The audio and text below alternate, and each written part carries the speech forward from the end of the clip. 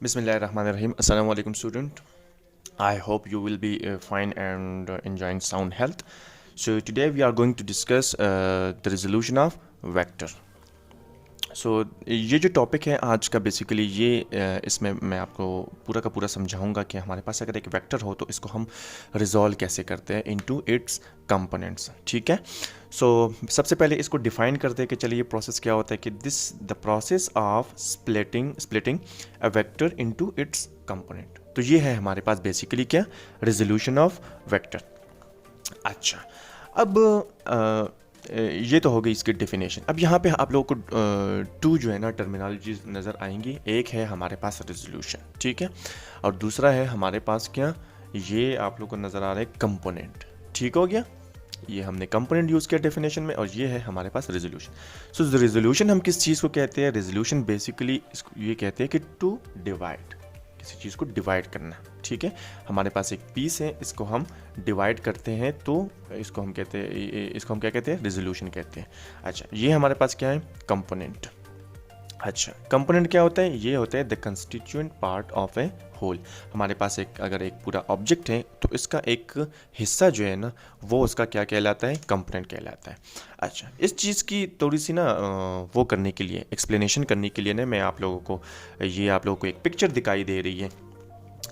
अच्छा, इस पिक्चर में आप लोग देख रहे हैं, तो स्टूडेंट्स ये आप लोग को एक पिक्चर नज़र आ रही है, और इस पिक्चर में आप लोग देख रहे हैं कि ये बेसिकली किसी एक सीनरी की पिक्चर है। ठीक है।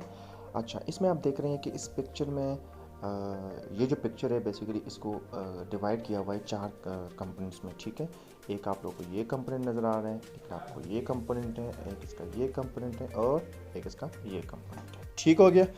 तो ये इसके चार डिफरेंट कंपोनेंट्स हैं। तो आप लोगों ने देख लिया कि बेसिकली इस पिक्चर को ना इन्होंने इन चार कंपोनेंट्स में रिजॉल्व किया। ठीक हो गया।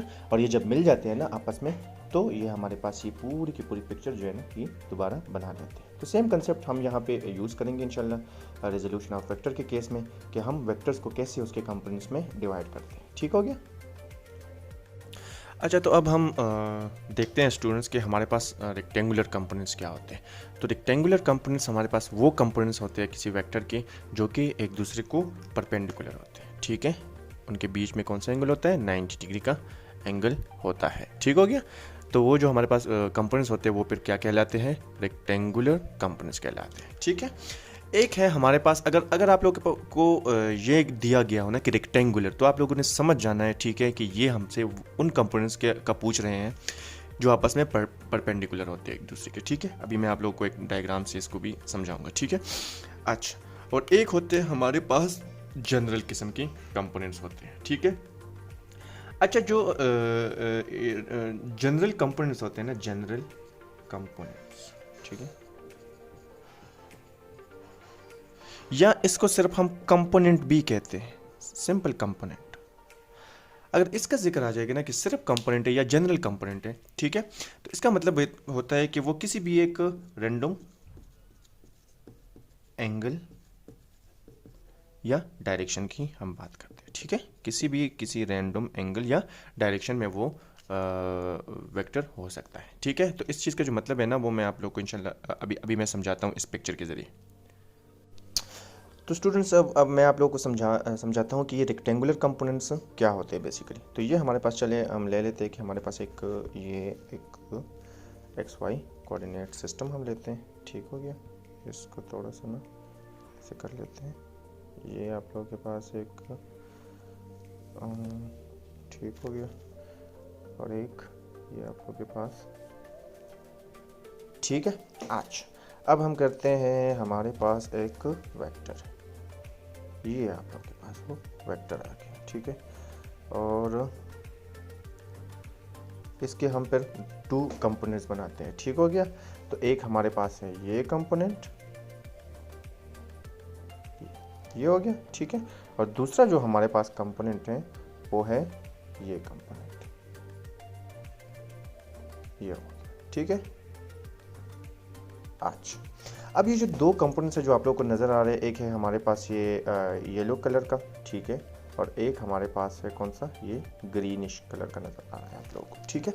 तो ये जो दो कंपोनेंट्स हैं ये इस रेड कलर के वेक्टर को अगर मैं इसको ए कह दूँ ना, ठीक है, तो ये इस वेक्टर के दो कंपोनेंट्स हैं और ये हमारे पास रेक्टेंगुलर कंपोनेंट्स हैं। क्यों रेक्टेंगुलर कंपोनेंट्स हैं? क्योंकि इनके बीच में जो हमारे पास एंगल है ना वो हमारे पास 90 डिग्री के बराबर है। कैसे 90 डिग्री के बराबर है? अच्छा, आप लोग अगर कोई किसी भी वेक्टर के इन बिटवीन एंगल लेते हैं ना, तो वो एंगल आप लोग कैसे लेंगे?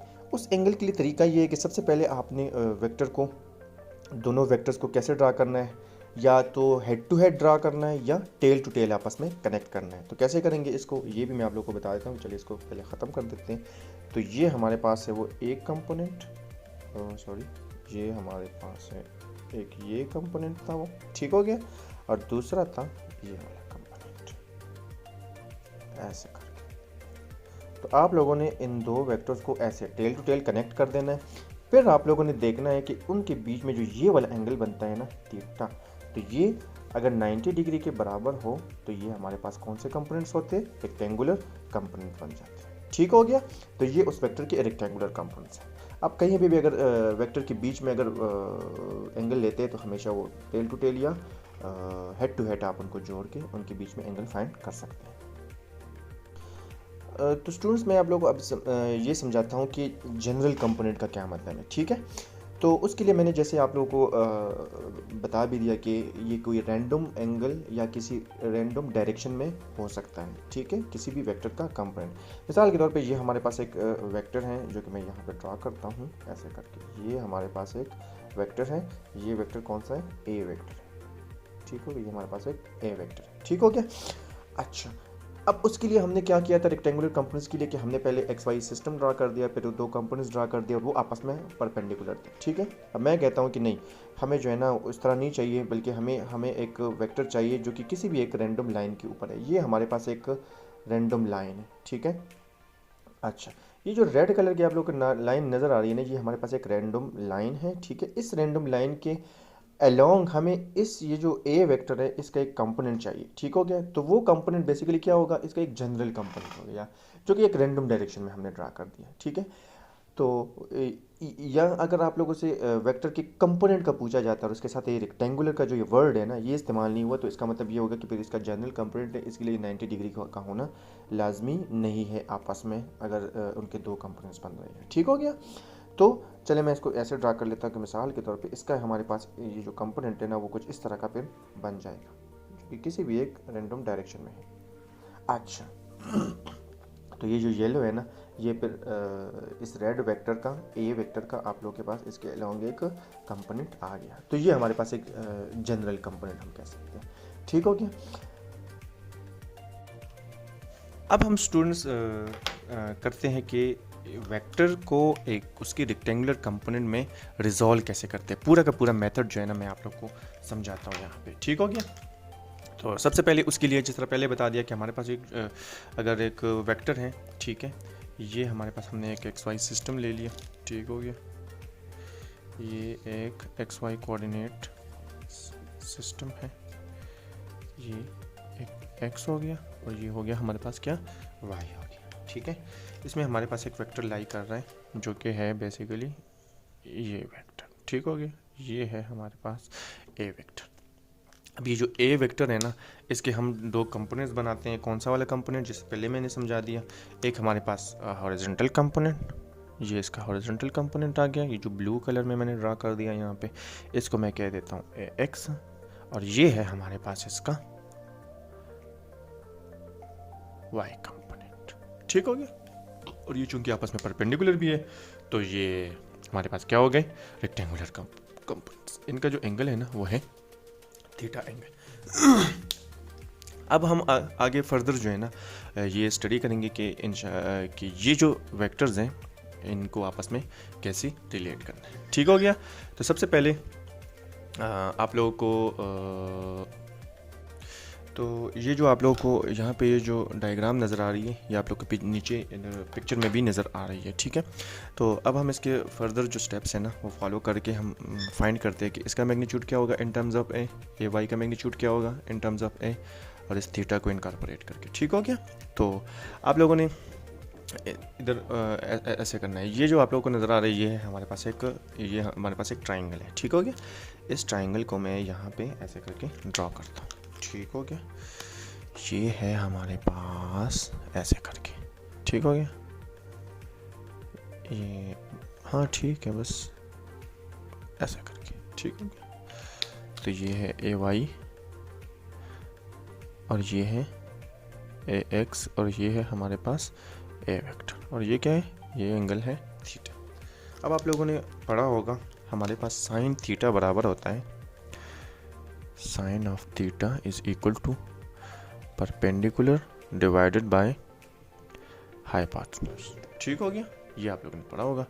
तो सेम यहाँ पे हम अप्लाई कर लेते हैं sine theta is equal to A Y. अब इसके ऊपर मैं एरो नहीं लगा रहा, वो इसलिए कि मैं यहाँ पे जस्ट मैग्नीट्यूड ले रहा हूँ, ठीक हो गया। मैं इसका वो नहीं ले रहा, वेक्टर नहीं ले रहा, मैग्नीट्यूड ले रहा हूँ। और सेम हमारे पास यहाँ पे मैं लिख रहा हूँ ए, ठीक हो गया।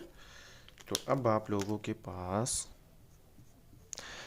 ए वाई का जो मैग्नीट्यूड है, या हम इसको ऐसे करके भी लिख सकते हैं, वो हमारे पास बराबर है ए मैग्नीट्यूड का और इसके साथ साइन थीटा, ठीक हो गया। तो ये आ गया हमारे पास। अब हम करते हैं इस साइड पे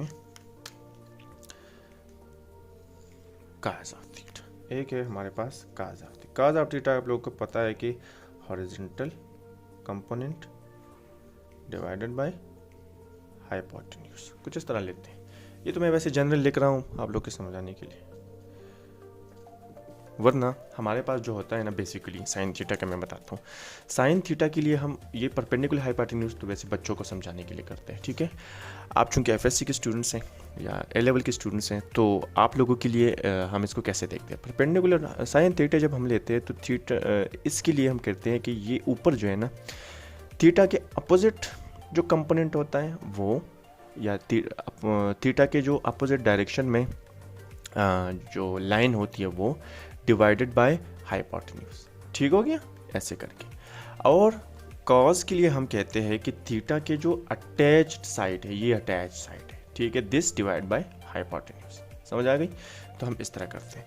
अब कॉज थीटा के लिए हमारे पास अटैच्ड साइड कौन सी है, ये ए एक्स है, A X magnitude divided by A magnitude. और जब आप इसको इस साइड पे लिखते हैं तो ए एक्स की वैल्यू हमारे पास बराबर है ए मैग्नीट्यूड काज ऑफ थीटा, ठीक हो गया। तो ये आ गया हमारे पास।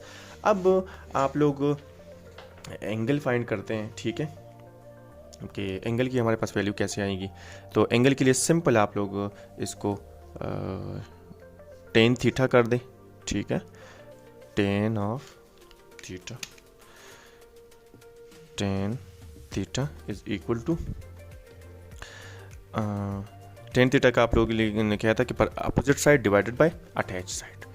तो A Y divided by A X, और थीटा को इस साइड पे छोड़ें और टेन को जब हम इस साइड पे कन्वर्ट करते हैं, वो लेके जाते हैं ना, ठीक है, तो वो वहाँ पे जाके टेन इन्वर्स हो जाता है। ये A Y divided by A X. तो ये आ गई हमारे पास एंगल की वैल्यू, ठीक हो गया। तो ये सेम आप लोग इधर नीचे डायग्राम में भी देख रहे हैं कि इसी तरह ये। अब हम कैलकुलेशन में मैंने आप लोग को यहाँ पे करा दी। अब यहाँ पे कुछ केसेस हैं इसके हवाले से, वो है हमारे पास एक केस है, ये जो ए का magnitude in terms of A Y and X, and second is कि ये जो थीटा है ना ये किस क्वाड्रेंट में लाई करेगा, ठीक हो गया। तो यहाँ तक करने के बाद ना मैं आप लोगों को अब कराता हूँ कि हमारे पास ए एक्स और ए वाई जो है इसके इन टर्म्स ए की वैल्यू क्या बनती है, ठीक हो गया। तो आप लोगों ने पढ़ा होगा पाइथागोरस थ्योरम, ठीक है, उसके अकॉर्डिंग हमारे पास क्या होता है, हाइपोटेन्यूज का square is equal to perpendicular का स्क्वायर प्लस बेस का स्क्वायर, ऐसे करके आता है, ठीक हो गया। तो सेम चीज़ अगर यहाँ पे हम अप्लाई करके देखें, ये भी एक ट्राइंगल ही है ना, ये हाइपोटेन्यूज है, ये हमारे पास इसकी बेस है और ये पे क्या है, परपेंडिकुलर। तो सॉरी वहाँ पे मैंने हॉरिजॉन्टल का यूज़ किया था, हॉरिजॉन्टल कंपोनेंट का, तो आप लोग इसको बेस ही कहते हैं। खैर से कोई वो नहीं होता, कंसेप्ट पे फ़र्क नहीं पड़ता। तो यहाँ पे हम कहते हैं कि ए का magnitude whole square should be equal to A X का magnitude whole square plus A Y का मैग्नीट्यूड और ये होल स्क्वायर। और अगर हम ए को इस साइड पे लिख लें तो ये कुछ इस तरह बन जाएगा, ए x square plus A Y square, ये ऐसे करके बन जाएगा। ठीक हो गया। तो ये आ गई हमारे पास ए की मैग्नीट्यूड की value in terms of what, A X magnitude and A Y magnitude. अब हम करते हैं, तो स्टूडेंट्स ये मैंने आप लोगों के सामने एक X Y coordinate system draw कर दिया है। ये इसका ओरिजिन है, ओ है, ठीक है। ये हमारे पास एक्स पॉजिटिव है, एक्स वाई पॉजिटिव, और सेम इसके अपोजिट में ये एक्स नेगेटिव है और ये वाई नेगेटिव है, ठीक है। तो इसी स्क्रीन की एडजस्टमेंट मुश्किल है, बहरहाल अब नज़र आ रहा है। अच्छा, अब हम करते ये है कि अगर हमारे पास एंगल एग्जिस्ट कर रहा है, ठीक है, किसी वेक्टर की कंपोनेंट्स हमने फाइंड कर दी और हम फिर एंगल फाइंड कर रहे हैं, तो एंगल की लोकेशन क्या होगी, वो इस कोऑर्डिनेट में कैसी होगी, इसमें कैसी होगी, इसमें कैसी होगी और इसमें कैसी होगी। तो ये मैं आप लोगों को एक्सप्लेन करता हूँ। तो स्टूडेंट्स यहाँ पे अब मैं आप लोगों को एक्सप्लेन करूँगा, ठीक है, कि ये जो एंगल के हमने डिफरेंट लोकेशन या समझ लें कि कोऑर्डिनेट हमने कैसे फाइंड करना है, ठीक है। तो सबसे पहले तो मैं आप लोगों को एक वो बता देता हूँ कि बी का मतलब मेरे पास होगा क्या, ये बेस होगा, ठीक है, या हॉरिजॉन्टल एक्स कंपोनेंट मतलब है, ठीक हो गया, एक्स कंपोनेंट। और जो मेरे पास बेस कह दे, पी कह दे, पी से मेरा मतलब होगा कौन सा वाला कंपोनेंट, वर्टिकल कंपोनेंट या वाई कंपोनेंट, सिंपल, ठीक हो गया। ये जस्ट आप लोगों को समझाने के लिए। तो सबसे पहले अब हम फर्स्ट केस लेते हैं जैसे आप लोगों को ऊपर नज़र आ रहा है कि अगर हमारे पास ए एक्स की वैल्यू भी ग्रेटर देन ज़ीरो हो और ए एक्स की वैल्यू भी ग्रेटर देन ज़ीरो और ए वाई की भी वैल्यू ग्रेटर देन ज़ीरो हो, ठीक है। तो ये हमारे पास फर्स्ट केस बन जाता है। इस केस में हमारे पास एंगल कैसे बनेगा और उसकी लोकेशन क्या होगी, कैसे होगी, वो मैं आप लोगों को बता देता हूँ। ये हमारे पास एक, ठीक हो गया, एक ड्रा करते हैं हम, एक एक्स वाई कोऑर्डिनेट सिस्टम मैंने ड्रा कर लिया, ठीक है। ये है मेरे पास, इसमें एक वही वेक्टर है, ये ऐसे करके, ठीक है। तो उस एंगल की लोकेशन होगी ना, वो ऐसे करके होगी। वहाँ से जो आप लोग basically A X and A Y की वैल्यू लेंगे ना, और उससे जो एंगल आएगा tan theta is equal to theta is equal to tan inverse A Y divide by A X.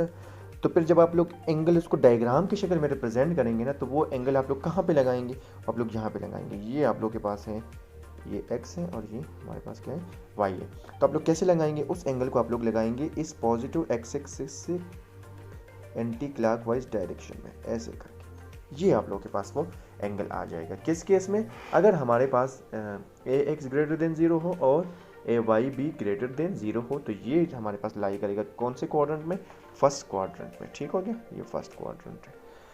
तो ये हो गए, ये हमारे पास है फर्स्ट केस। अब हम आते हैं सेकंड केस पे, जिसमें हमारे पास ए एक्स की वैल्यू लेस देन ज़ीरो है और ए वाई की वैल्यू है ग्रेटर देन ज़ीरो। तो अगर आप लोग ये इक्वेशन यूज़ करेंगे, tan theta is equal to theta is equal to tan inverse A Y divide by A X, तो वहाँ से जो एंगल आएगा ना, और उसमें ए वाई पॉजिटिव है और ए एक्स नेगेटिव है, तो वो एंगल कहाँ पे बनेगा वो मैं आपको बताता हूँ। वो आप लोगों के पास बनेगा, इसको हम ख़त्म कर देते हैं, ठीक है, सॉरी, ये ऐसे करके, और इसको थोड़ा सा ना इस साइड पे लेके आते हैं, और ये हमारे पास है x और ये y, ठीक हो गया, ऊपर पॉजिटिव और ये राइट साइड पे पॉजिटिव। तो वो जो वेक्टर होगा वो फिर इस क्वाड्रेंट में होगा, हमारे पास लाई करेगा, ये आप लोग के पास, ठीक हो गया, ऐसे करके,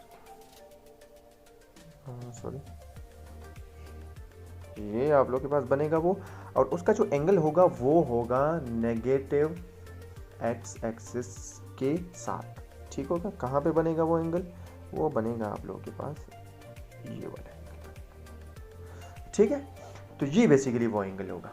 अगर आपके पास ए एक्स नेगेटिव है, ठीक है, और ए वाई पॉजिटिव है, तो वेक्टर का एंगल किस एक्सेस के अलोंग बनेगा, वो होगा किस एक्सेस के साथ होगा, वो माइनस एक्स एक्सेस के साथ होगा, ठीक है। अच्छा, अब आप लोगों को मैं एक और बात भी बता दूं कि हमारे पास ये जो एंगल्स आ रहे हैं, ठीक है, ये अच्छा, अब हमसे अगर ये requirement most of the time requirement ये होती है ना कि हम एंगल फाइंड करते हैं बेसिकली कहाँ से, कि ये जो वेक्टर है, अगर मैं इसको ए वेक्टर कह दूँ, अगर ये जो ए वेक्टर है ना, इसका एंगल मुझे फाइंड करके दे, लेकिन किस एक्सेस के साथ, पॉजिटिव एक्स एक्सेस के साथ, ठीक है। और इसके कंपोनेंट्स क्या हैं, ए एक्स नेगेटिव है और ए वाई पॉजिटिव है, तो ये तो मुझे पता चल गया। जो अगर मैं टेन थीटा यूज़ करूँगा ना, tan theta is equal to P divided by B, अगर P divide by B use करूँगा मैं, तो वहाँ से जो मेरे पास वैल्यू आएगी वो तो इस सेकंड क्वाड्रेंट में लाई करेगी ना, ठीक है। लेकिन मुझसे डिमांड क्या कर रहे हैं कि मुझे वो वैल्यू चाहिए, और वो किस एक्सेस के साथ, पॉजिटिव एक्स एक्सेस का। तो फिर आप लोग क्या करेंगे, वो एंगल इस तरह का बनेगा, ये एंगल होगा वो फिर हमारे पास। ये जो आप लोगों को ग्रीन मैंने ड्रा कर दिया ना, अगर ये थीटा है, प्राइम है ये, तो ये थीटा हो गया। तो फिर हम ये कैसे फाइंड करेंगे, ठीक हो गया। इसके लिए आप लोग करेंगे क्या कि ये जो एंगल होगा ना थीटा, ये आप लोग क्या करेंगे फिर, theta is equal to 180 degree minus theta prime. तो ये आप लोगों के पास अब वो एंगल आ जाएगा। तो इसको फिर आप लोग इस तरह से प्रेजेंट करेंगे कि हमारे पास ये वाला एंगल है ना थीटा प्राइम, ये तो सेकंड क्वाड्रेंट में लाई कर रहा है माइनस नेगेटिव एक्स एक्सेस के साथ, लेकिन चूंकि हमें रेफरेंस के तौर पे मोस्ट ऑफ द टाइम हम एंगल जो फाइंड करते हैं वो पॉजिटिव एक्स एक्सेस के साथ फाइंड करते हैं, तो उसके साथ हमारे पास जो एंगल होगा वो फिर आप लोग क्या करेंगे, इस पूरे के पूरे एंगल से ना 180 डिग्री से माइनस करेंगे किस चीज़ को, थीटा प्राइम को, तो आप लोग के पास एंगल आ जाएगा पॉजिटिव एक्स एक्सेस के साथ। क्लियर हो गया। अब नेक्स्ट केस है हमारे पास कि अगर ए एक्स की वैल्यू भी लेस देन ज़ीरो हो और ए वाई की वैल्यू भी लेस देन ज़ीरो हो। आप लोगों को ये सारे जो मैं बता रहा हूँ स्टेटमेंट से आप लोग को ऊपर बोर्ड पे नज़र आ रही है वैल्यूज़, ठीक है। तो उस केस में फिर वेक्टर कहाँ पे लाई करेगा वो मैं ड्रा कर देता हूँ कि वेक्टर हमारे पास फिर लाई करेगा कहाँ पे, यहाँ पे ए करके, ये जो आप लोग को ब्लू नज़र आ रहे हैं ना, ये वेक्टर यहाँ पे ऐसे करके लाई करेगा, ठीक है। अच्छा, और उसका एंगल किसके साथ होगा, नेगेटिव एक्स एक्सेस के साथ होगा, लेकिन ऊपर किसे, नीचे की तरफ होगा। कैसे, ये एंगल होगा आप लोग के पास, ये है, ये मैं कह देता हूँ थीटा प्राइम कह देता हूँ। तो और इसके कंपोनेंट्स कहाँ बनेंगे, चलिए ये भी ड्रा कर लेता हूँ। उस केस में तो मैंने ड्रा नहीं किया, लेकिन यहाँ पे आप लोगों को समझा देता हूँ तो उसकी भी आप लोगों को समझ आ जाएंगी, ठीक है। इसके कंपोनेंट्स बनेंगे आप लोगों के पास, ये यहाँ पे बनेंगे, ये इसका एक्स कंपोनेंट बन जाएगा, ठीक है। थोड़ा सा इसको ऐसे बड़ा कर देते हैं जी, और ये इसका होगा फिर वाई कंपोनेंट, सही हो गया। तो वो कुछ इस तरह के बनेंगे और ये इसका थीटा प्राइम होगा। लेकिन अब हमसे रिक्वायरमेंट क्या होती है, ये थीटा की वैल्यू तो आप लोगों के पास सिंपल इस tan theta is equal to P divide by B से आ जाएगा, लेकिन हमारे पास जो एंगल है वो एक्स हम फाइंड कर रहे हैं कहाँ से, एक्स पॉजिटिव के अकॉर्डिंग। तो वो जो एंगल होगा, अगर हमें इसको यहाँ ऐसे करके ड्रा कर दूँ, ये जो सॉरी ये इसको मैं मिटा देता हूँ, कंपोनेंट्स को हम फाइंड कर रहे हैं, बेसिकली एंगल फाइंड कर रहे हैं, ये मैं यहाँ से ऐसे कर दूँ, ठीक है। तो ये जो थीटा एक्सेस है ना, ये फिर हमारे पास होगा कौन सा angle, theta will be equal to 180 degree plus कौन सा, थीटा प्राइम, सही हो गया। तो फिर इसकी वैल्यू ऐसे करके आएगी आप लोग के पास कि अगर हमारे पास ए वाई की वैल्यू लेस देन ज़ीरो हो और ए एक्स की वैल्यू भी ग्रेटर देन ज़ीरो हो, तो उस केस में हमारे पास वेक्टर पे कहाँ बनता है, फोर्थ क्वाड्रेंट में बनता है, और वो कुछ ऐसे करके बनेगा। ये मैं ड्रॉ कर लेता हूँ यहाँ पे, ये जो ग्रीन आप लोगों को नज़र आ रहा है ना, ये है हमारे पास वो वेक्टर, ठीक हो गया। और उसका एंगल कहाँ कैसे होगा, वो एंगल आप लोगों के पास होगा, ये आप लोगों के पास वो एंगल आ जाएगा ऐसे करके, ठीक है। ये थीटा प्राइम हो गया। फिर वही क्वेश्चन है, क्योंकि हमें तो एंगल चाहिए किसके अकॉर्डिंग, पॉजिटिव एक्सेस के अकॉर्डिंग, तो ये हम ऐसे करके यूं करके ड्रा करेंगे। तो ये जो थीटा है ना, ठीक है, ये एंगल आप लोग के पास होगा, theta will be equal to 360 degree minus 360 degree minus कौन सा, ये थीटा प्राइम। तो ये हो गया आप लोगों का रेजोल्यूशन ऑफ वेक्टर, और फिर इसके हमने डिफरेंट वो पढ़ लिए, ठीक है।